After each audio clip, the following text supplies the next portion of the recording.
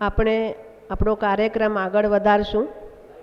આપણા હવેના વક્તા માનનીય શ્રીમતી સુપ્રિયાજી હિરવે છે. તેઓ થાણાની માતુશ્રી ગોમતીબેન રતનસિંહ છેડા સહિયારા આઈ બેંકના સંચાલક છે. આ સંસ્થાની સ્થાપના 2008માં થઈ છે. ચક્ષુદાન માટે લોકોમાં જાગૃતિ લાવવાનો આ સંસ્થાનો મુખ્ય હેતુ છે, જે ઘણો ઉમદા છે. સુપ્રિયાજી 25 વર્ષોથી તેમની સાથે કાર્યરત છે. તો નેત્રદાન જે આજની મુખ્ય જરૂરિયાત છે, તેની માટે આપણે તેઓ પાસેથી માહિતી લઈએ. શ્રીમતી સુપ્રિયાજી હિરવે.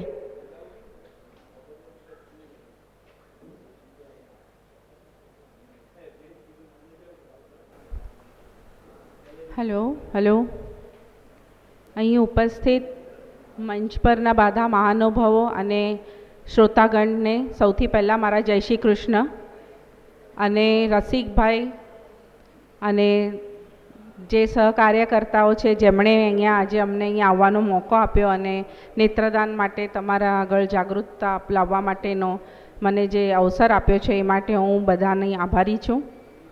અને ખાસ આભાર શ્રીમાન નાનજીભાઈ ઠક્કરનો, જેમણે અહીંયા ઉપસ્થિતિ આપીને પ્રોગ્રામમાં વધારે શોભા વધારી છે. મારો અવાજ આવી રહ્યો છે બરાબર? ઓકે.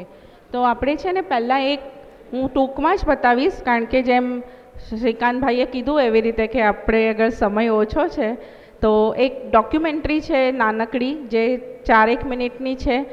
એમાં તમને મેસેજ સમજાઈ જશે. તો એ ડોક્યુમેન્ટરી આપણે પહેલાં જોઈ લઈએ અને પછી હું ચાલુ કરું છું. કે અમારી સંસ્થા 2008માં અહીંયા થાણા જિલ્લામાં શરૂ કરવામાં આવી, એની સ્થાપના કરવામાં આવી. ડૉક્ટર રાકેશ શાહ જે અમારા મેડિકલ ડાયરેક્ટર છે અને યોગાનું યોગ એ આ જ કોલેજમાં ભણેલા છે. અને બીજા જે અમારા 7 ટ્રસ્ટીઓ છે એ લોકોને એમ થયું કે થાણામાં આઈ બેંકની કોઈ વ્યવસ્થા નથી. એક આઈ બેંક હતી નેત્રપેઢી, જે મુંબઈમાં હતી. એટલે લોકોને ખૂબ વખત સુધી વેઇટિંગ પીરિયડ રહેવો પડતો હતો. એક વર્ષ સુધી લોકોને આંખો નહોતી મળતી. તો એ લોકોએ નક્કી કર્યું કે આપણે બધાએ મળીને એક આ આઈ બેંક યા તો નેત્રપેઢી, જે ગુજરાતીમાં આપણે કહીએ, કે ચાલુ કરીએ, જેથી આપણા થાણા જિલ્લાના કલ્યાણ ભિવંડીના લોકોને છેક મુંબઈ સુધી જવું ન પડે અને અહીંયા આ લોકોને નેત્રદાન પણ જેને કરવું હોય એ લોકો પણ એનો લાભ લઈ શકે. એટલે બધાએ મળીને 2008માં ઓક્ટોબર મહિનામાં આઈ બેંકની ચાલુ કરી. સહિયારા મેડિકેર ફાઉન્ડેશન ગ્રુપ, અમારા મેઇન ટ્રસ્ટી પણ છે પ્રવીણભાઈ છેડા, પ્રવીણભાઈ ગાલા, રતનસિંહ ખુરિયા, રાયચંદભાઈ અને રમેશભાઈ શાહ અને મનસુખભાઈ. આ બધા અમારા મેઇન ટ્રસ્ટીઓ છે, જેઓના સહયોગથી આ આઈ બેંક ચાલુ કરવામાં આવી. અને હું 2009થી એનું સંચાલન સંભાળી રહી છું. મારું ટેકનિકલ પણ બેકગ્રાઉન્ડ છે અને ટ્રેનિંગ માટે પણ હું જાઉં છું ઇન્ડિયામાં બધે આપવા. એટલે આ કાર્યમાં હું 1993થી હું આઈ બેન્કિંગ અને આ ક્ષેત્રમાં કાર્યરત છું. અને 2008માં આ આઈ બેંક ચાલુ થઈ ત્યારે અમે લોકોએ જે ચાલુ કર્યું હતું તો વોલેન્ટરી કોલ, એટલે આંખોની જરૂર બહુ છે. ભારતમાં આજે 30 લાખથી પણ વધારે લોકો આંધળા છે. એમાં નાના જે છોકરાઓ છે, જે 60% તો 12 વર્ષથી નીચેના બાળકો છે જેમને દ્રષ્ટિ નથી. એમાં ઇન્ડિયામાં, ભારતમાં ઘણા બધા કોર્નિયલી બ્લાઇન્ડ છે, પણ જે અમુક જ જે અંધત્વ છે દૂર થઈ શકે. જેમ કે કોર્નિયલી બ્લાઇન્ડ, અમે જે ટેકનિકલ લેંગ્વેજમાં કહીએ કે કોર્નિયલી બ્લાઇન્ડ, એટલે દરેક પ્રકારનું અંધત્વ દૂર નહીં થઈ શકે. પણ કોર્નિયા એટલે કે મરણોપરાંત આપણે જ્યારે નેત્રદાન કરીએ અને નેત્રદાનથી જે આપણને આંખ મળે છે એ આંખ આપણે ચકાસીને જ્યારે રેસિપિયન્ટને આપીએ, એટલે જેને દ્રષ્ટિ નથી, એટલે જેના કોર્નિયામાં એટલે આંખના ઉપરનો જે પટલ છે એનામાં જો ખરાબી હોય તો એ બદલીને એ જ ફક્ત અંધત્વ આપણે દૂર કરી શકીએ છીએ. એટલે આમ તો 11-12 મિલિયન્સ જેટલા બધા આંધળા છે આપણા ભારતમાં, પણ એમાં કોર્નિયલ બ્લાઇન્ડ જે છે એ ક્યોરેબલ છે. તો એના માટે પણ આપણને હર વખતે તો 3-1 લાખની જરૂર છે વરસમાં, પણ આખા ભારતમાં વરસમાં લગભગ 55 કે 60 હજાર જેટલું જ કલેક્શન થાય છે, અને એમાંથી પણ ચકાસ્યા પછી લગભગ 25 કે 30 હજાર જેટલી જ આંખો લગાડવામાં આવે છે. એટલા માટે આજે સમયની જરૂરિયાત છે કે આપણે બધા એક સમાજનું આપણું એક ઋણ પણ આપણે ઉતારવાનું હોય છે. તો જતાં જતાં આપણે નેત્રદાન જો કરીએ તો એક નેત્રદાનથી 2 લોકોની દૃષ્ટિ મળી શકે, 2 લોકોને, 2 લોકોનું આપણે જીવન સવારી શકીએ છીએ.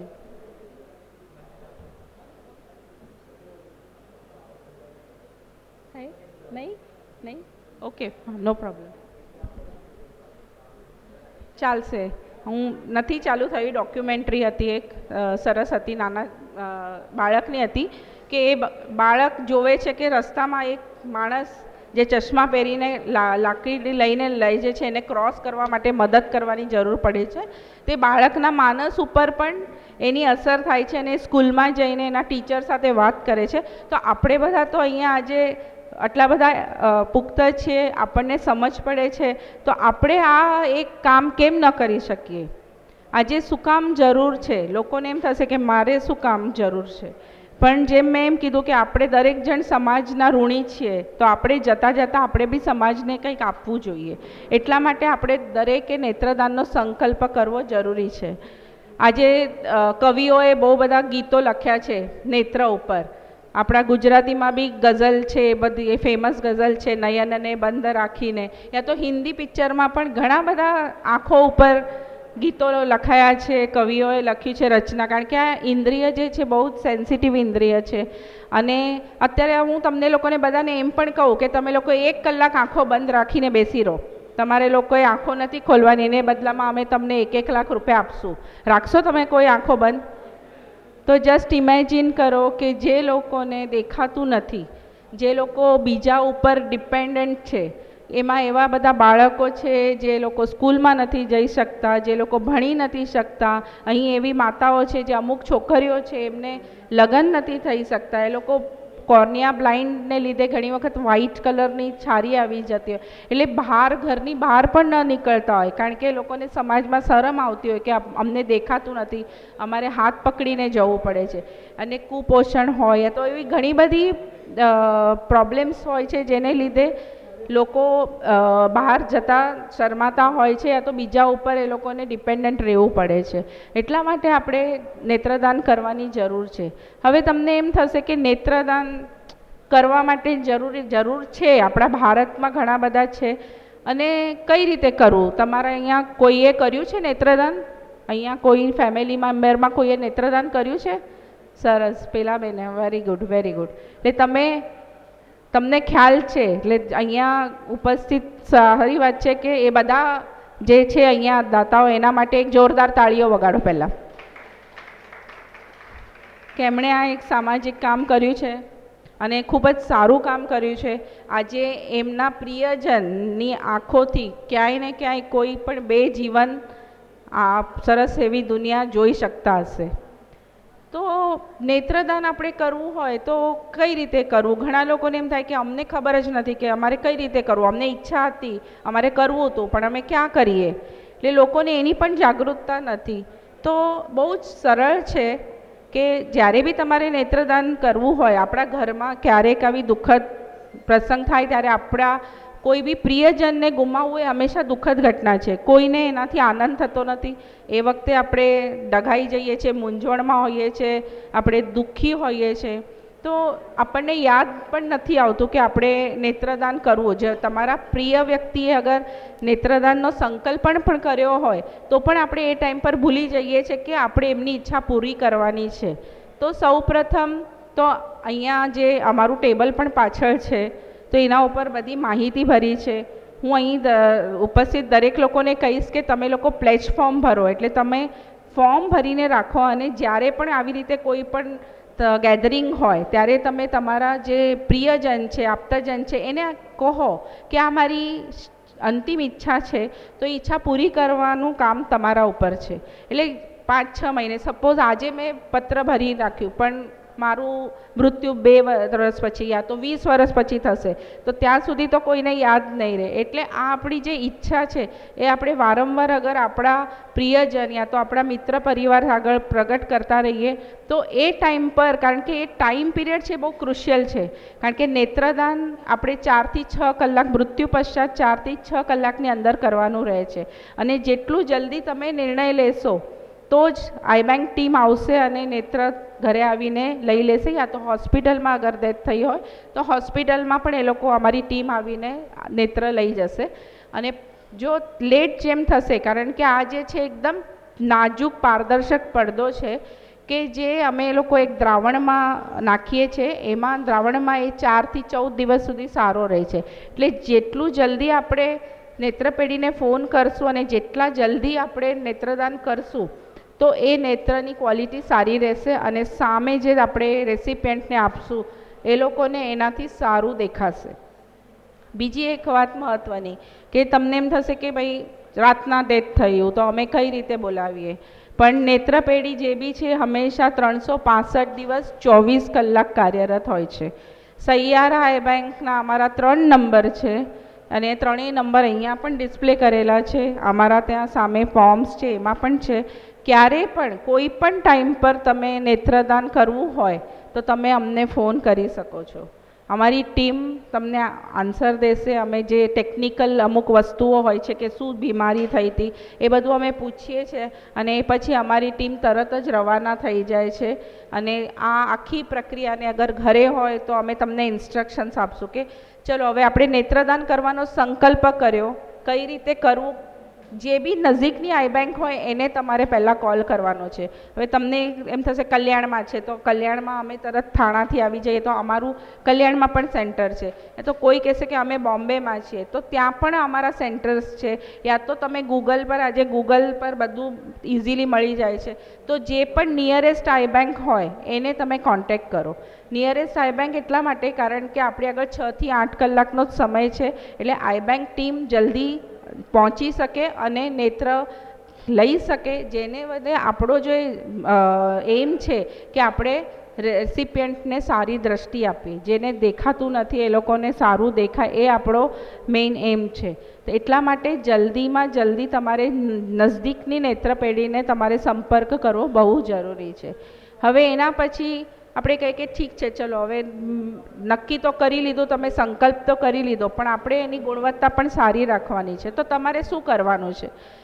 બહુ જ સિમ્પલ છે, 5 મિનિટનું કામ છે ખાલી. જે પણ આપણા જે ડોનર છે, નેત્રદાતા, જેને દાન આપણે જેની આંખો દાન કરવાના છે, આપણા પ્રિયજનની આંખો દાન કરવાના છે, એની આંખો બંધ કરો. આંખો બંધ કરીને એમના માથા નીચે 2 તકિયા મૂકી દો, પતલા તકિયા મૂકી દો, જેથી એમનું માથું થોડું ઊંચું થઈ જાય.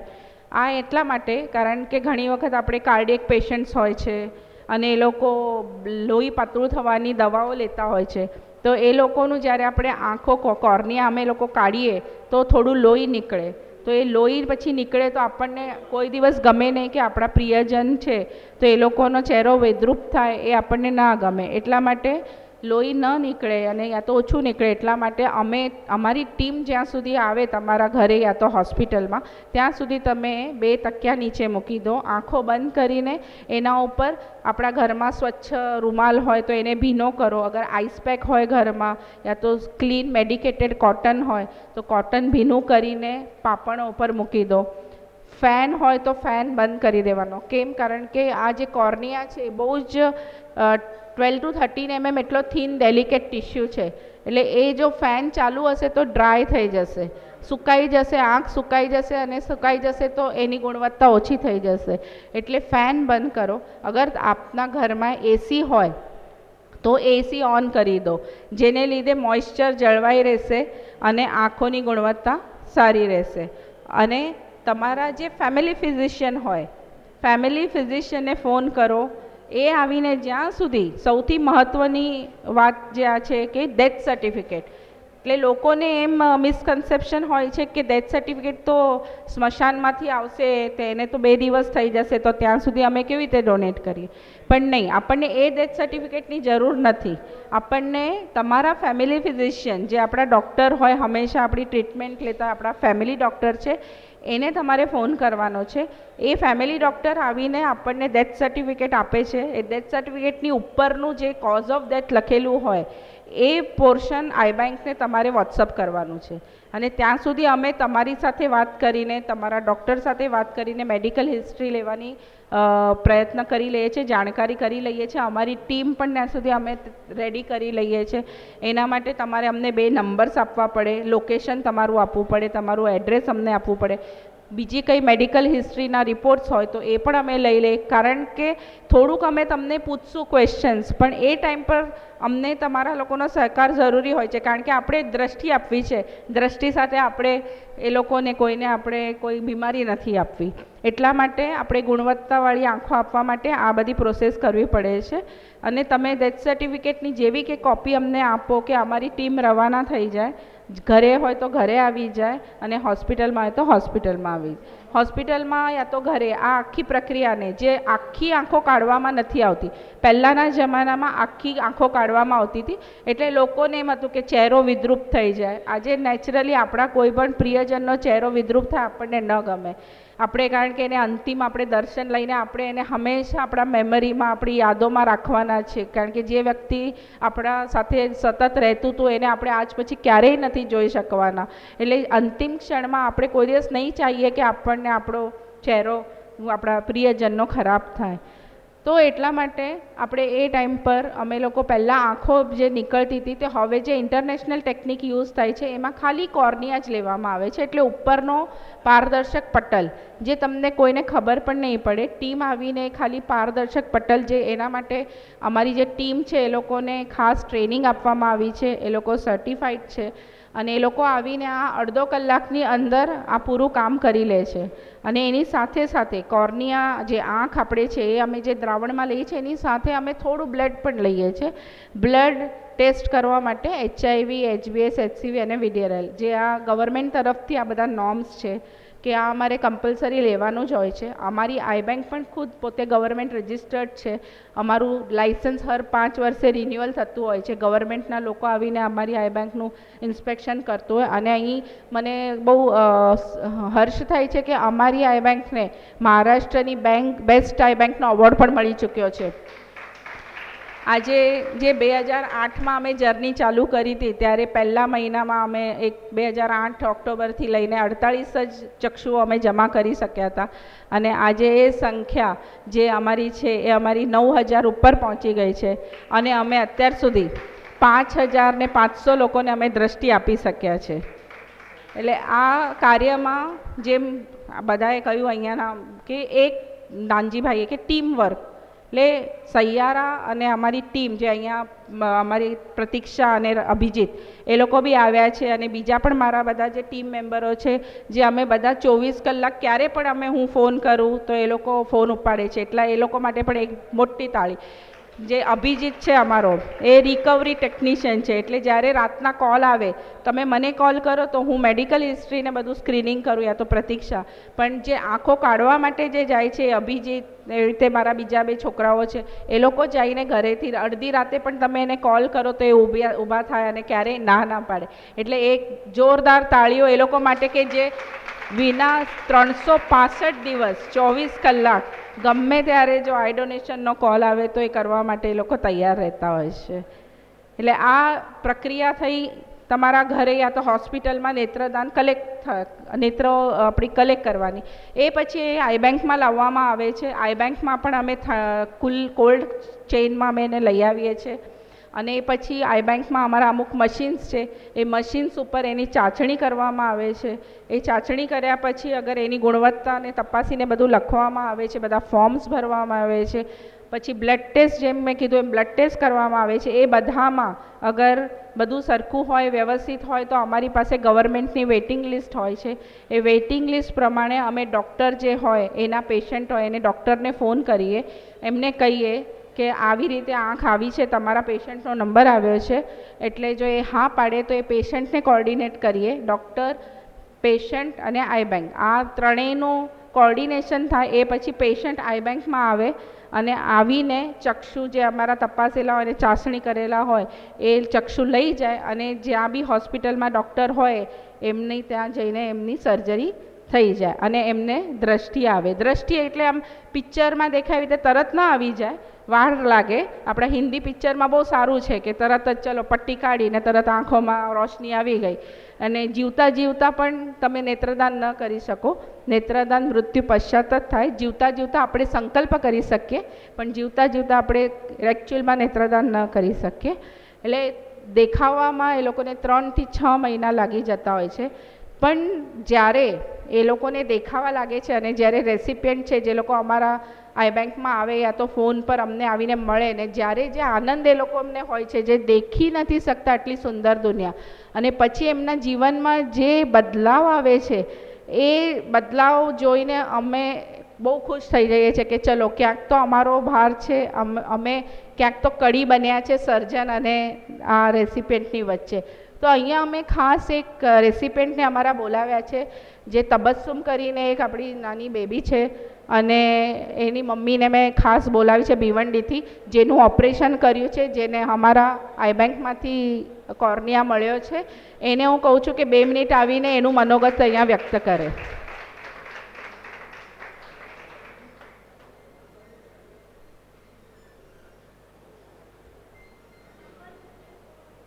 ચલેગા. આ તબસ્સુમ છે અને क्या उम्र कितना है? 20 વર્ષની ઉંમર છે. 2 કે 3 વર્ષથી આ છોકરી ઘરમાં જ હતી. એના શબ્દોમાં આપણે સાંભળીએ. पहले मुझे कुछ दिखाई नहीं देता था, पर फिर उसके बाद Amey sir, doctor Amey sir ने मेरी बहुत हेल्प करी और सैयारा बैंक से मुझे आई डोनेट कराई. उसके बाद से मैं स्टडी 2 साल गैप कर रही थी स्टडी के लिए. फिर जब से मैंने मतलब आई ट्रांसप्लांट किया तब से मुझे अच्छे से दिखाई दे रहा और मैं अपनी स्टडी भी स्टार्ट करी हूँ. એમની માતાને પણ આપણે પૂછીએ કે એક માતા તરીકે આજે એમણે શું સફર કર્યું છે, એમના પણ 2 શબ્દો સાંભળીએ.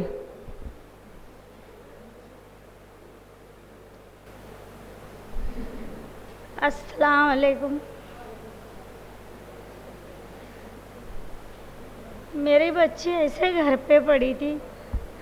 हम लोग बहुत गरीब इंसान हैं, कुछ कर नहीं पाते थे, मगर हमारे को उनके नाम क्या है, अमन सर ना, अमय सर भिवंडी में मेरी बच्ची को बताने गए तो वो मेरी बहुत मदद करे. मेरी बच्ची को एक ज़िंदगी दे दी. उनको ऑपरेशन करके अभी मेरी बच्ची पढ़ने के लिए जा रही. उनका बहुत हम लोग शुक्रगुजार है.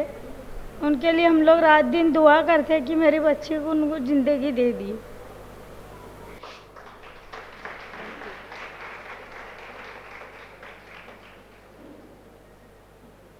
આજે આ છોકરી જે છે એને ભણવાનું હતું અને એની મમ્મી પણ ચિંતિત હતી કે એના લગ્ન કેવી રીતે થશે, ભણવા એને મોકલવું કઈ રીતે. 2-3 વર્ષથી છોકરી ઘરમાં ને ઘરમાં જ હતી. એટલે એક મા તરીકે આપણે એની વેદના સમજી શકીએ છીએ. અને આ છોકરી પણ એને ઓપરેશન થઈ ગયું અને એને હવે સરસ દેખાય છે એકદમ. એનું વિઝન પણ ખૂબ જ સરસ છે અને એને પોતે હવે ભણવાનું પણ ચાલુ કરી દીધું છે.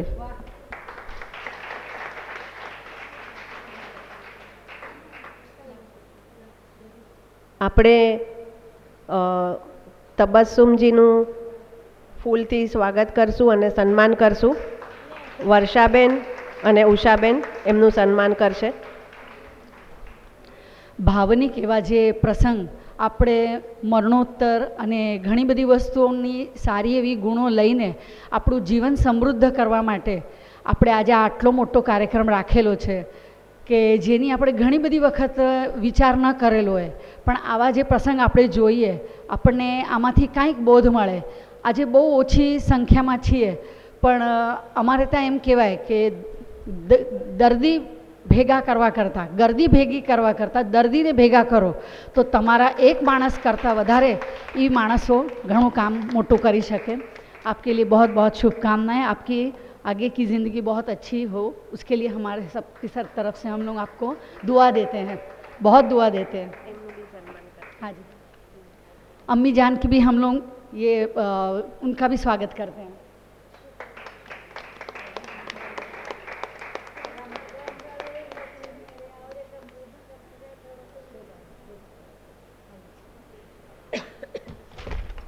બસ આ સાથે ખાલી હું એક જ અંતિમ વાક્ય કહેવા માંગીશ કે તમે બધા જઈને એક આઈ ડોનેશનના એમ્બેસેડર બનો. નેત્રદાન કરવાનો સંકલ્પ તો કરો, પણ નેત્રદાન કરાવો. આપણી આજુબાજુમાં, આપણા ફેમિલીમાં જ્યારે પણ ડેથ થાય છે, જેમ ઘરની વ્યક્તિ એકદમ ઉદાસ થઈ જાય છે, એ લોકોને ખબર નથી પડતી કે એક ક્ષણમાં શું કરવું, ત્યારે આપણે એ લોકોને નેત્રદાન કરવા માટે પ્રેરિત કરો. અગર તમારાથી એક પણ નેત્રદાન તમે કરાવી શકો તો પણ તમે ખૂબ પુણ્યના હકદાર થઈ જશો. જેમ હંમેશા કીધું છે, નેત્રદાન શ્રેષ્ઠદાન, નેત્રદાન મહાદાન. નમસ્તે.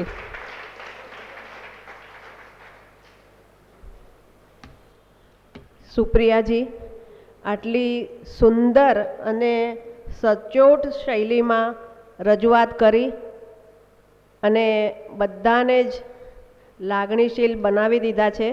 મને લાગે છે કે બધાને જ આ વિશે ખૂબ ખૂબ ખૂબ ઘણી બધી માહિતી મળી છે અને નેત્રદાન માટે ચોક્કસ બધા પ્રેરાયા જ હશો. તો હવે આ દિશામાં આગળ પગલું ચોક્કસ ભરજો એટલી વિનંતી. કારણ કે ચક્ષુદાન માટે લોકોમાં જાગૃતતા લાવવી બહુ જ જરૂરી છે. આપણા દેશમાં આ વિશે કમનસીબે લોકો થોડા ઓછા સજાગ છે. જ્યારે આપણો પડોશી દેશ શ્રીલંકા, જ્યાંના લોકો આ બાબતમાં ખૂબ જ આગળ છે, ત્યાં સુધી કે ત્યાંથી આપણને ચક્ષુદાન મળી રહ્યું છે.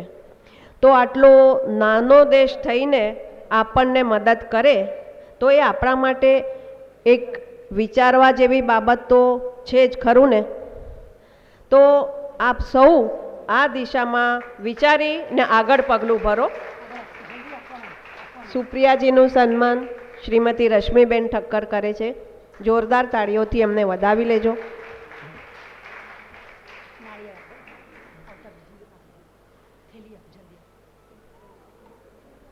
આપણા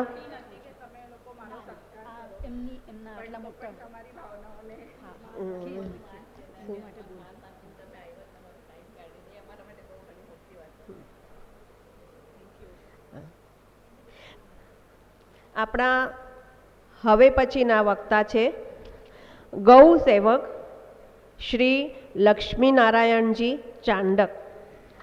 તેઓ ગૌ સેવા, ગૌદાન એ વિષયે આપણને માહિતગાર કરશે. તેઓ વિશ્વ હિન્દુ પરિષદ મહારાષ્ટ્રના ગૌશાળા સંપર્ક પ્રમુખ છે અને તેઓ 27 વર્ષોથી આ કાર્ય સાથે જોડાયેલા છે અને ગાયો માટે તેમનો જે લગાવ છે તે અત્યંત પ્રશંસનીય છે. તો તેમને સાંભળીને એ વિશે આપણે પણ આજે માહિતગાર થઈએ. શ્રી લક્ષ્મીનારાયણજી ચાંડક.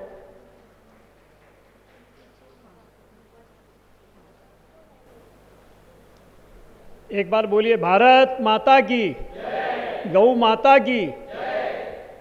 मैं आपके सामने विषय रखूं उसके पहले एक मिनट का छोटा सा कीर्तन करेंगे. उसके बाद में हम आपके सामने कुछ गौरक्षा के बारे में कुछ विचार रखेंगे. तो मैं कीर्तन बोलता हूं, आप पीछे दोहराएंगे. गोविंद जय जय, गोपाल जय जय,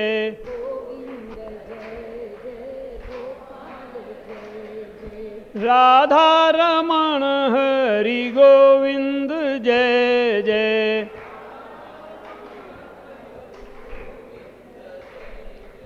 गैया की जय, गैया मैया की जय जय.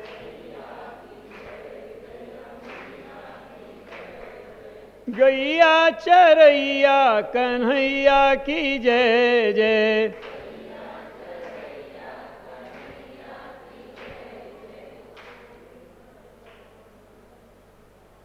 श्री रसिक भाई, मंच पर उपस्थित सांवला जी, श्रीकांत जी और हमारे मंच पर उपस्थित सभी विद्वान व्यक्ति, उपस्थित माताओं और भाइयों, गौरक्षा की बात आप सबके सामने करना ऐसी बात है कि जो विषय हर व्यक्ति को मालूम है।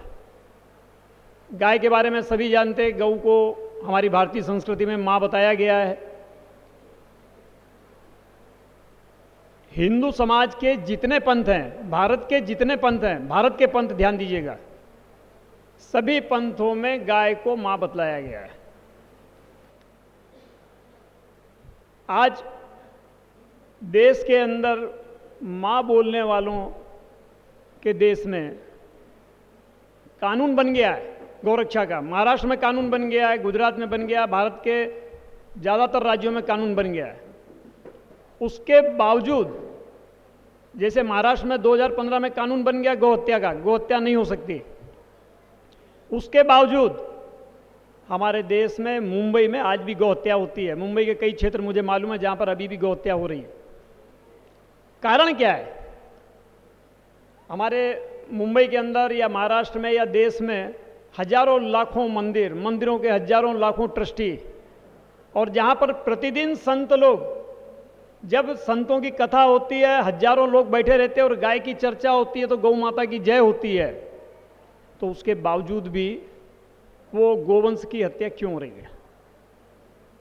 यानी इसका मतलब ये हुआ कि धर्म के आधार पर अगर सोचें तो गौ की हत्या रुकना असंभव दिखता है। विश्व हिंदू परिषद ने इस विषय को लिया और सन 1952 से, जब भी विश्व हिंदू परिषद नहीं था, राष्ट्रीय स्वयंसेवक संघ की निर्माण हुआ था, 1947 से देश में गौरक्षा अभियान चालू किया था। 1952 में, 1966 में और बाद में 1995 में इसको बहुत बड़ा रूप दिया गया। माननीय हमारे जो अशोक जी सिंघल थे, उन्होंने नारा दिया, देश नहीं बंटने देंगे, गाय नहीं कटने देंगे, हमारी भारत भूमि पे गाय का खून गिरने नहीं देंगे। आंदोलन हुए, जगह जगह पे गायों को छुड़ाया गया। इस मुंबई की सड़क पर ही हम लोगों ने एक एक दिन में, एक एक रात में 500-500 गोवंश को छुड़ाया। हर बकरीद पर मुंबई की सड़कों पर हजारों गोवंश की हत्या होती थी। थाने में, यहाँ राबोडी वगैरह में भी हत्या होती थी। उनको रोकने का प्रयास किया गया, कभी हम सफल होते थे, कभी असफल होते थे। पूरे देश में लाखों गोवंश को बचाया गया। अब आप सभी से आग्रह, कुछ बहनें जो है आपस में बात कर रही हैं, तो थोड़ा इस विषय को ध्यान से सुनिए। ये केवल गौ हत्या का विषय नहीं है, आपके जीवन में सुख और समृद्धि लाने के विषय पर मैं आने वाला हूं। तो आप कृपया ध्यान से सुनिए, जो मैं आपके सामने बात रख रहा हूं उसको समझिए। जिस तरह से श्रीकांत जी ने ओम के बारे में बड़ा सुंदर विवेचन किया, उसी तरह से गाय हमारे जीवन में किस तरह से सुख, समृद्धि, रौनक ला सकती है, उसको आपको समझना पड़ेगा। तब आपको मालूम पड़ेगा कि गाय को हम माँ क्यों बोलते हैं। तो ये आंदोलन चला। आंदोलन चलने के बाद में कई जगह पे कानून के लिए आंदोलन किया हम लोगों ने, कानून बने। कानून बनने के बावजूद भी ये ध्यान में आया कि भाई हिंदू समाज जो गौ को माँ बोलते हैं वो शांत बैठा हुआ है। कलयुग का प्रभाव है। कलयुग की क्या कहानी है? बाप बड़ा ना भैया, सबसे बड़ा रुपया। हमारा जिससे स्वार्थ है हम उसको पूछते हैं, और जिससे स्वार्थ नहीं है उसकी ओर ध्यान नहीं देते हैं। हम क्या कहते हैं, 5 रुपए की घास गाय को डाल दी, हमारा पुण्य हो गया, गौ माता की जय हो गई। अब वो गौ माता कटने जा रही है, मरने जा रही है या जिंदा रहेगी, हम उसकी फिक्र करते नहीं। और उसका कारण क्या है? तो उसके कारण में अगर आप जाएंगे तो आपको भागवत की एक छोटी सी कथा की भी बात करता हूँ। आप में से बहुत लोगों ने भागवत सुनी होगी। भागवत में कथा आती है, पहले प्रथम स्कंद में ही कथा आती है। नारद जी जा रहे हैं, कुछ ऋषि मुनि जा रहे हैं, और उन्होंने देखा रास्ते पर एक युवा महिला खड़ी है। दो व्यक्ति वहाँ पर सड़क पर लेटे हुए हैं, बड़ी कमजोर हालत में। तो उन ऋषियों ने पूछा कि भाई तुम कौन हो और ये लोग कौन हैं? तो उस महिला ने जवाब दिया, मैं भक्ति हूँ और ये मेरे दोनों बेटे हैं, विवेक और वैराग्य। आज लोगों ने भक्ति तो खूब अपना रखी है, गोविंद जय जय, गोपाल जय जय, मगर जो मेरे बेटे विवेक और वैराग्य है उनका ध्यान नहीं दे रहे। तो हम लोगों को ये विवेक नहीं है कि हमें हमारे जीवन में किस तरह से गाय के द्वारा लाभ मिल सकता है, और ऐसा वैराग्य भी नहीं है कि जो चीज़ें हमारे लिए नुकसानदायक है और जिसकी वजह से गौ हत्या हो रही है उसके बारे में हमारा वैराग्य भी नहीं है। दाखिले के तौर पर हर घर में मंजन करने के लिए सुबह सुबह आदमी जब मंजन करता है तो कोलगेट, पेप्सोडेंट वगैरह लेके करता है। अक्सर लोगों का ऐसा ध्यान है कि कोलगेट वगैरह में गाय की हड्डी का चूरा गिरता है। साबुन जो हम लोग सवेरे स्नान करते हैं, भगवान की पूजा करने मंदिर जाने के लिए तैयार होते हैं, तो ऐसे साबुन चर्बी से तैयार होते हैं, बहुत सारे साबुन। तो वही हिंदू व्यक्ति जो गौ माता बोलता है वही उस चर्बी से भी स्नान कर लेता है कि जो गाय से मार के बनाई हुई है। तो हमारा वैराग्य भी ऐसी चीज़ों से नहीं है। तो आइए हम अपने ज्ञान और वैराग्य को पुष्ट करें, उसमें थोड़ा सा ध्यान दें। तो हम जब गाय की बात करते हैं, गौ माता, तो गाय से हमें खासकर 3 चीज़ मिलती है: गाय का दूध, गाय का गोमूत्र और गाय का गोबर। दूध से फिर हमें दही, और दही से मक्खन, मक्खन से घी। मगर गोबर, गाय का वरदान वो गोबर ही है, ये सबसे बड़ी बात है। तो उसकी चर्चा हम करते हैं बाद में, हम दूध से चालू करते हैं। आप सभी ध्यान दीजिएगा, सभी के काम की बात है। गाय का दूध यानी उसको आयुर्वेद में चरक जी ने जीवनीय पदार्थ बताया है। और गाय के बारे में जब बात हो, चर्चा हो, तो ये समझ लीजिए गाय का अर्थ देसी गाय, हमारी भारतीय गाय, वो कहीं की भी हो, गुजरात की हो, राजस्थान की हो, उत्तर प्रदेश की हो, महाराष्ट्र की हो या बंगाल की हो, हमारी जो देसी गाय वही वास्तव में गाय है, गौ माता है। और जो बिना खुंद की, जिसके ऊपर एकदम भैंस के जैसे सपाट है पीठ जिसकी, वो वास्तव में गाय नहीं है। वो अंग्रेजी जो गाय है वो गाय नहीं है, वो एक दूध देने वाला पशु है। दूध के ऊपर जब काफ़ी चर्चा हुई तो विश्व में सबसे अधिक दूध निर्यातक देश है न्यूजीलैंड। न्यूजीलैंड के अंदर एक डॉक्टर कीथ वुडफोर्ड ने दूध के ऊपर 25 साल तक संशोधन किया कि विश्व में कौन सी गाय का दूध सबसे अच्छा है। उसकी पुस्तक है डेविल इन मिल्क।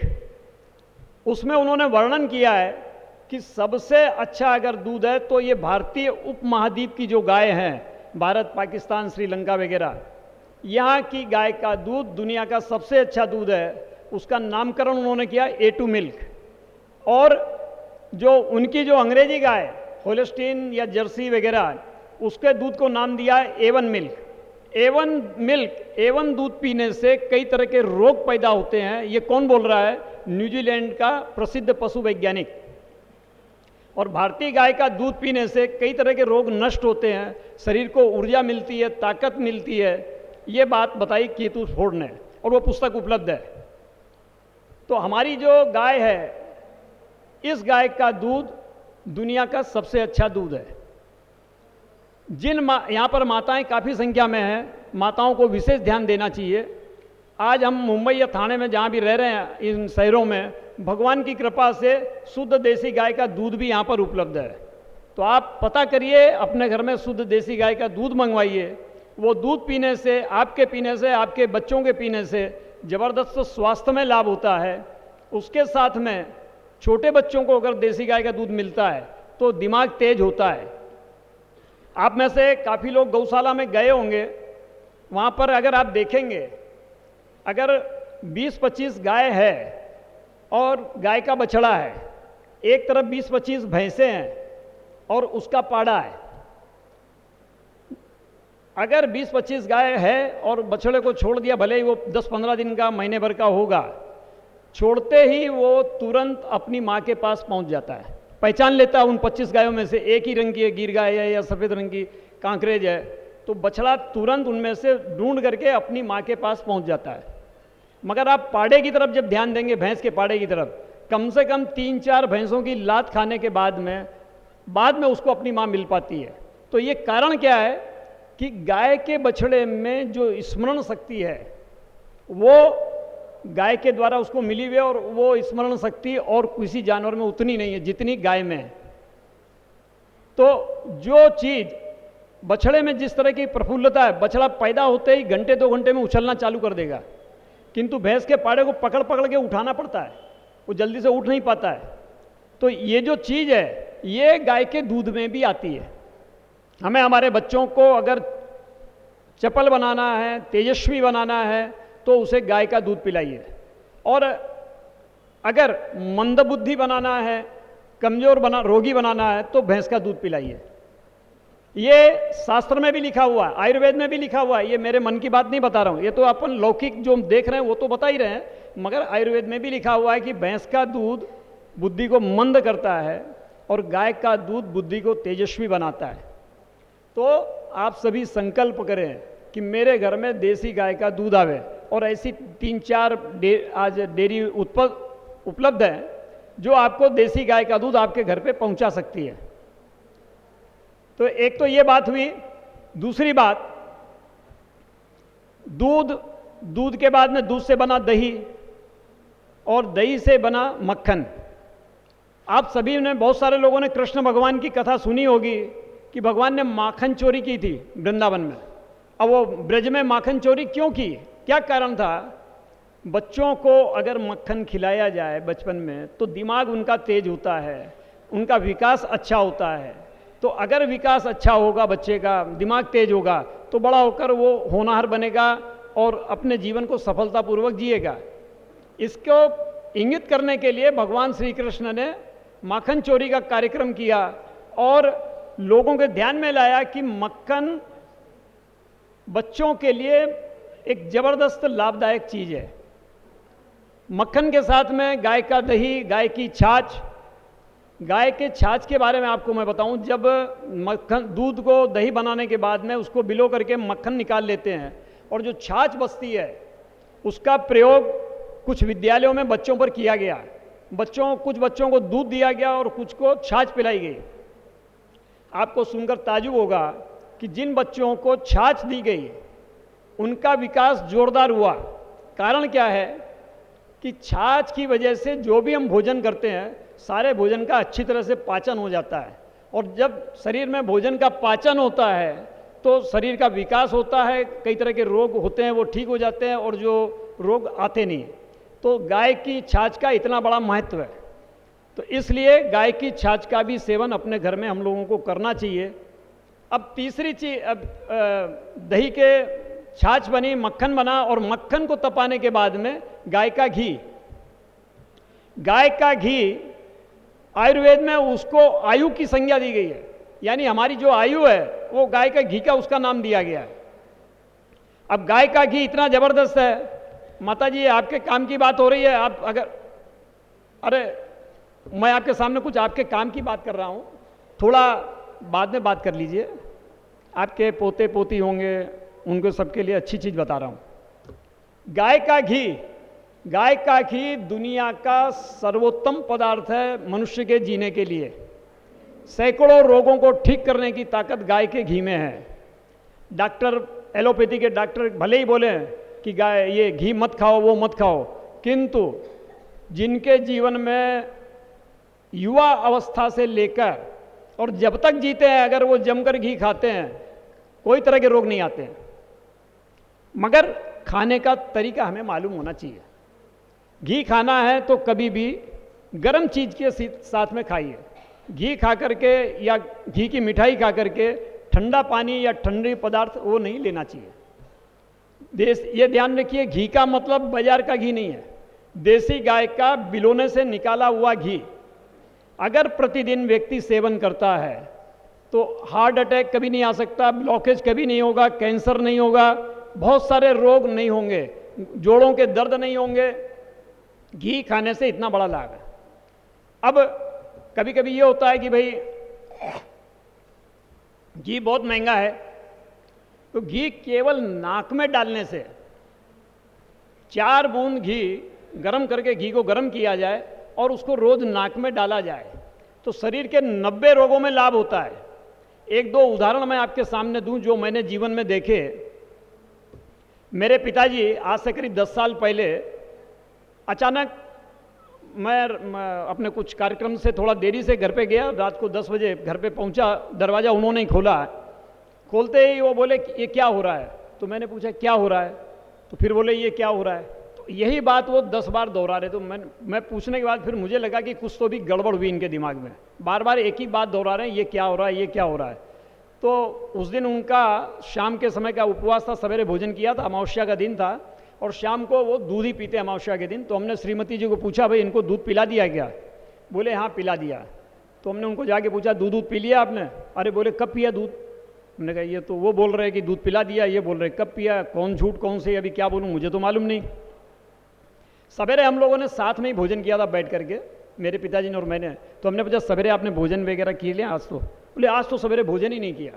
तो मुझे ध्यान में आया इनकी मानसिक अवस्था गड़बड़ हो गई है और अभी इनको तुरंत कोई भी न्यूरोलॉजिस्ट को दिखाना चाहिए।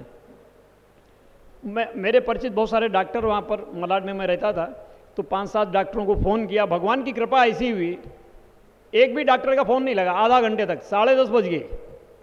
अब मैंने अभी फिर मुझे याद आया, हम विश्व हिंदू परिषद से जुड़े, गौरक्षा अभियान से कई भाषण सुने हुए, गाय के घी के बारे में बहुत सारी जानकारी थी। तुरंत हमने कहा श्रीमती जी घी गर्म करके लाओ, जरा इनके नाक में घी डालते हैं। उनको सुलाया और 4-4 बूंद घी उनके नाक में डाल दिया। 10 मिनट में उठ के बैठे। उठ के बैठने के बाद में हमने वापस उनको सवाल जवाब किया कि भाई इनका दिमाग सही हुआ या नहीं हुआ। तो हमने उनको पूछा कि भाई अभी आप कहाँ पर हैं? हमारा क्या एक घर वहाँ पर राजस्थान में और एक घर यहाँ पर है। तो हमने पूछा अभी आप राजस्थान के घर में है ना? तो बोले तेरा दिमाग खराब हो गया है क्या? हम अपन मुंबई में बैठे और मेरे को बोलता राजस्थान के घर में है। मैंने कहा मेरा दिमाग खराब हुआ है यानी इनका तो ठीक हो गया दिखता है। तो भाइयों सोचिए। और उसके बाद में एक डॉक्टर का, हमारे परिचित डॉक्टर वहाँ पर अग्रवाल जी, उनका फ़ोन लग गया। तो मैंने उनको रोका कि भाई मैं आ रहा हूँ पिताजी को लेकर के, आपको दिखाना है ज़रूरी। दिखाया, पिताजी को दिखाया, बोले ये एकदम ठीक है। हमने कहा हॉस्पिटल में भर्ती करने की ज़रूरत है क्या? बोले कोई ज़रूरत नहीं, एकदम ठीक है। उन्होंने यहाँ तक बोला कि भाई कोई तरह की आपको वो भी करने की ज़रूरत नहीं है, जांच वगैरह भी। तो अगर जिस समय उनका दिमाग खराब लगा था मुझे गड़बड़ हो रहा है और उसी समय मैं हॉस्पिटल ले गया होता, आप समझ लीजिए कम से कम 50,000 रुपये का चूना हो गया होता। वो डॉक्टर के वहाँ जाके भर्ती करने के बाद में ये जांच करो, वो जांच करो, वो जांच करो, MRI करो, CT स्कैन करो, और केवल 8 बूंद घी से उनकी याददाश्त 10 मिनट में वापस आ गई। और ऐसे एक नहीं 25 किस्से हमारे पास में है। अब ये बात करें तो भले 4 घंटे केवल घी के बारे में अपन बात कर सकते हैं। तो यानी गाय का घी, लोग बोल रहे हैं कि भाई चलो हम खा नहीं सकते तो कम से कम नाक में तो डालो। बच्चों की नाक में डालिए, उनकी स्मरण शक्ति तेज होगी। और अगर जो बच्चे पढ़ाई में अभी 10वीं में आ गए, 10वीं 12वीं के जो बच्चे हैं, अगर उनको 2-2 चम्मच घी गर्म दूध में पिलाया जाए तो वही बच्चा डबल पढ़ाई कर सकता है, उसका दिमाग गर्म नहीं होगा। ये हमने घर में हमारे यहाँ प्रयोग किया बच्चों पर। तो आप सभी से मेरा यही आग्रह है कि गाय के घी को आप सभी ध्यान दे करके उसको काम में लें। डॉक्टर तांबे जो बिना ऑपरेशन के लोगों की ब्लॉकेज ठीक करते थे, उनसे एक बार मेरा मिलने का काम हुआ करीब 2-3 साल पहले। अभी तो तांबे जी स्वर्ग लोक सिधारे हैं, और उन्होंने कई लोगों की ब्लॉकेज ठीक की बिना ऑपरेशन। उन्होंने स्पष्ट कहा कि गाय का घी हम जब खाते हैं तो हमारे शरीर की सारी गंदगी पेट में आती है और पेट के द्वारा वो बाहर आ जाती है। तो इसलिए गाय का घी जो जितना मिल सके, देसी गाय का बिलोना का घी जरूर खाएं। अभी ये जो कोविड आ गया था, कोविड के अंदर लोग बड़े परेशान थे। लोगों को ऐसा डर लगता था कि ये रोग किसके द्वारा कहाँ पर कब आ जाएगा मालूम नहीं। ऐसे समय के लिए भी कई जानकार लोगों ने, यहाँ तक रामदेव जी महाराज रोज बोलते थे कि अपने घर में आप गाय के घी का दीपक जलाइए। कोई भी महामारी, गाय का घी का दीपक जब जलता है तो महामारी को आगे बढ़ने नहीं देता है।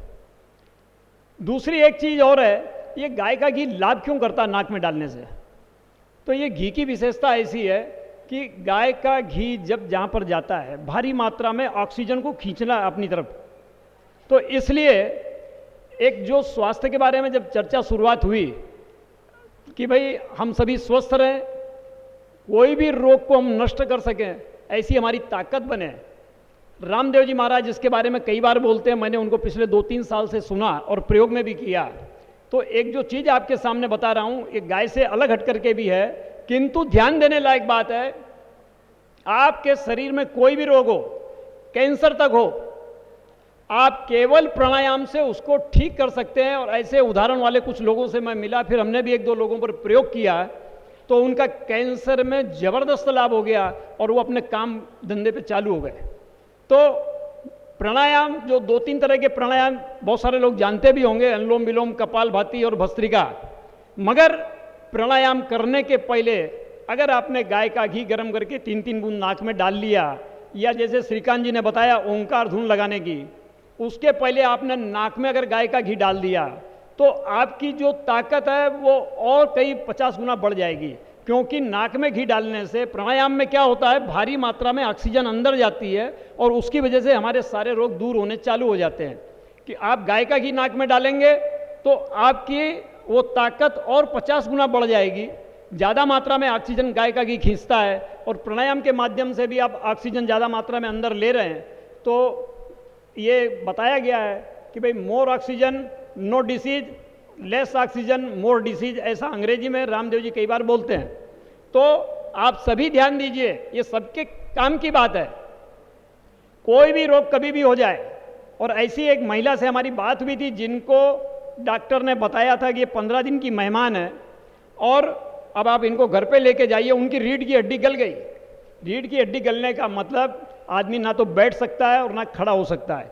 ऐसी महिला से जब मैंने बात की तो उन्होंने मेरे को बताया कि भाई मेरी केवल प्राणायाम मेरे को जब रामदेव बाबा ने बताया तो मैंने उसको लगातार किया, भारी मात्रा में किया, और 5 महीने में मैं कैंसर से मुक्त हो गई। और आज भी वो महिला 75-80 साल की उम्र में रोज सवेरे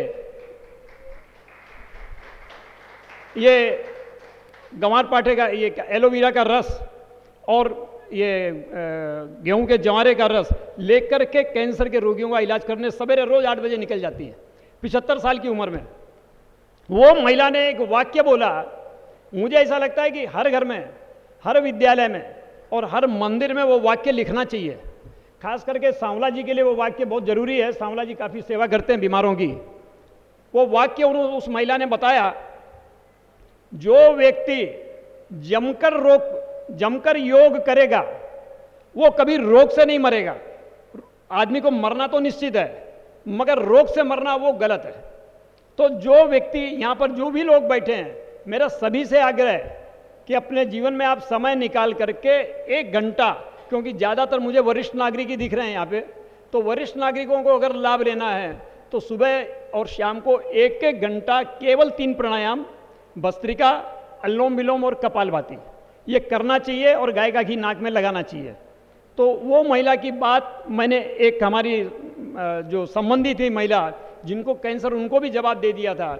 मैंने खुद उनको 20 दिन प्राणायाम करवाया और वास्तव में वो ठीक हुई। और दूसरा गाय का घी का जो बहुत बड़ा प्रयोग है वो आपके सामने रख रहा हूँ। यज्ञ, हमारे यहाँ पर यज्ञ परंपरा थी हिंदू समाज में। यज्ञ के द्वारा पूरा वायुमंडल शुद्ध होता है।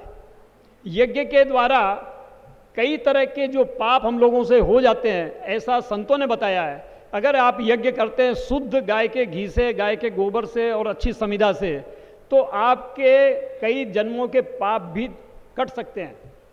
तो यज्ञ के द्वारा भी, केवल यज्ञ के द्वारा भी कई लोग ठीक हुए, ऐसा मेरे ध्यान में है। कोमा में गए हुए कैंसर के रोगी, डायबिटीज के रोगी केवल यज्ञ से भी ठीक होते हैं। और मगर यज्ञ में भी प्रमुख चीज गाय का घी है, ये सबसे बड़ी बात है। देसी गाय के घी बिना यज्ञ नहीं हो सकता। तो इसलिए गाय हमें क्या दे रही है, हमारे स्वास्थ्य के लिए, शक्ति के लिए चीज दे रही है। अब मैं आता हूं गाय के गोबर पर, जो अति महत्वपूर्ण चीज है जिसके बारे में आप सब ध्यान दीजिएगा। गोबर यानी गाय का वरदान। आज हमारी सबसे बड़ी समस्या, कोई अगर किसी को भी बात करे, किसी भी भारतीय को, तो भाई ये आतंकवाद बहुत चल रहा है। कहीं पर भी पाकिस्तान वाला कुछ भी करता है, कहीं पर भी कुछ भी लफड़ा हो सकता है, कुछ भी दंगे हो जाते हैं, लव जिहाद हो रहा है, या आजकल एक नया नारा चला है सरतन से जुदा। कई जगह पे हिंदू लोगों की हत्या करी उन लोगों ने। तो ये सब बड़े बड़ी आतंकवादी जो चीज़ें हैं ये चल रही है। मुझे ऐसा लग रहा है उससे भी बड़ा एक आतंकवाद हमारे यहाँ पर है, और जिसकी तरफ हमारे समाज की नज़र अभी तक गंभीरतापूर्वक नहीं गई। हर घर में जो भी आज भोजन बन रहा है, अनाज, फल, सब्जी, दालें, हर घर में जो व्यक्ति खा रहा है सब में जहर आ रहा है। आप में से अधिकतर लोग इस बात को जानते भी होंगे कि भाई हमारे भोजन में जहर आ रहा है। आज से जो अभी 50-60 साल वाले लोग बाग हैं, उन्होंने जो 40 साल पहले जो संतरा खाया होगा, जो पेरू खाया होगा, उसका स्वाद आज नहीं मिलता है। आम के अंदर वो स्वाद नहीं मिलता है। कारण क्या है?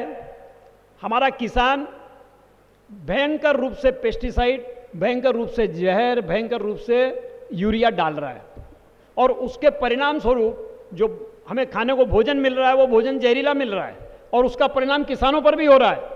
जहाँ जहाँ पर भी किसान बड़ी मात्रा में जहर डाल रहे हैं, वहाँ पर किसानों को आज कैंसर हो चुका है। चाहे महाराष्ट्र हो, चाहे राजस्थान हो, और चाहे बंगाल, ये पंजाब हो। पंजाब में सबसे ज़्यादा ये दवाइयाँ डाली जाती हैं। तो वहाँ पर तो पंजाब से, भटिंडा से गाड़ी निकलती है बीकानेर के लिए, उसका नाम ही कैंसर ट्रेन है। 80% लोग कैंसर के रोगी होते हैं उसके अंदर। अब ये जो कैंसर है, इसको रोकने की वो कैसे रुके और हम सबका जहर कैसे रुके, तो मैं उसकी चर्चा पे आ रहा हूँ। और उसको आप थोड़ा गंभीरता से देखिए कि विश्व हिंदू परिषद किस तरह से उस काम को कर रही है। अहमदाबाद की एक गौशाला है, बंसीगिर गौशाला, गोपाल भाई सुतरिया, उन्होंने बहुत दिनों के बाद में एक बहुत मेहनत करके एक तरल लिक्विड खाद बनाई है। और वो लिक्विड खाद गोबर के साथ में जब किसान खेती में डालते हैं तो फसल ज़्यादा मिलती है। अगर आप किसी भी किसान को पूछेंगे सामान्यतया, तो किसान ये बोलता है कि भाई गोबर डालते हैं मगर फसल कम मिलती है, फसल कम मिलती है, इसके लिए हम यूरिया डालते हैं, और इस यूरिया डालते हैं तो रोग आते हैं फसल पे, इसके लिए हम जहर डालते हैं। तो ये जो अभी नई चीज़ निकली है, ये ऐसी अद्भुत चीज़ निकली है, ये इस चीज़ की वजह से ये जो लिक्विड खाद निकाली गई है, इस लिक्विड खाद का हम पिछले 3 सालों से महाराष्ट्र के कई किसानों को, हमने लगभग 30,000 किसानों को वितरित करवाया है, और परिणाम बड़े ज़बरदस्त हैं। उत्पादन बढ़ गया अनाज का, ना यूरिया की ज़रूरत, ना पेस्टिसाइड की ज़रूरत, बिना पेस्टिसाइड, बिना यूरिया, शुद्ध भोजन, और एकदम स्वादिष्ट जो चीज़ें जो होती थी पहले, उस तरह की चीज़ें आज वो उपलब्ध होती हुई दिख रही हैं। तो ये जो चीज़ है, इस चीज़ को आगे बढ़ाना है।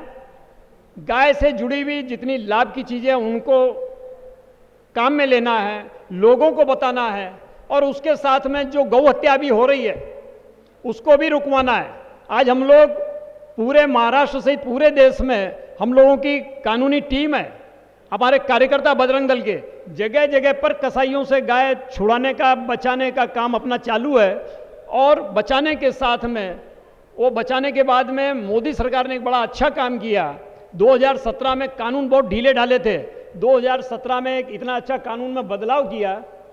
आज अगर आपने कोई जाती है ट्रक कटने के लिए, और आपने उस ट्रक को रोक करके पुलिस को फ़ोन कर दिया और एक लिखित में कंप्लेंट दे दी कि ये ट्रक के अंदर ये कानून का पालन नहीं हो रहा है, वो ट्रक जब्त हो जाएगी, कभी कसाई को दोबारा मिल नहीं सकती है।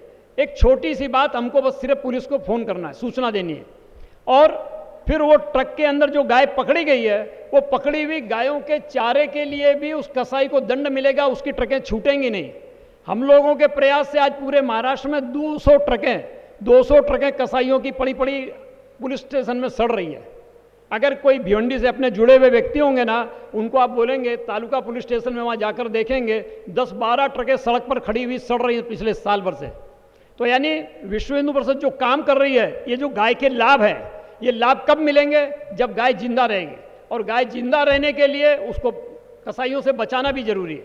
तो कसाईयों से बचाने का ये काम हमारी वकीलों की टीम, हमारे कार्यकर्ताओं की टीम कर रही है। और उसके साथ में आप सभी जो यहाँ पर लोग बैठे हैं, आप सबसे भी मेरा आग्रह है कि गाय के बारे में आप जितना चिंतन करेंगे, बहुत सारी बातें हैं, गाय के दूध के साथ में क्या नहीं खाना, गाय के घी का और कैसा कैसा उपयोग, और जो ये खेती के अंदर जो भी गाय का उपयोग निकला है, ये सब कार्यक्रम को अगर आगे बढ़ाना है तो उसके लिए यहाँ पर बैठे हुए प्रत्येक व्यक्ति, प्रत्येक मातृशक्ति से आग्रह है कि आप सभी अपने घर में दूध बुलाइए, आप सभी अपने घर में जो अनाज है, बिना यूरिया, बिना जहर का अनाज खरीदे। आज मुंबई में बहुत जगह पर वो अनाज मिल रहा है, और उसके बारे में सब चिंतन करें, हम सभी जुड़ें और जहाँ पर ज़रूरत है इसके आर्थिक जहाँ पर कमी पड़ रही है, कसाईयों से बचाने के लिए आज अपने कार्यकर्ताओं को धन की ज़रूरत है, या अपने जो वकील लोग जो काम कर रहे हैं उनके लिए ज़रूरत है, या किसानों में जो आज प्रचार है, अभी प्रचार बहुत थोड़ा है,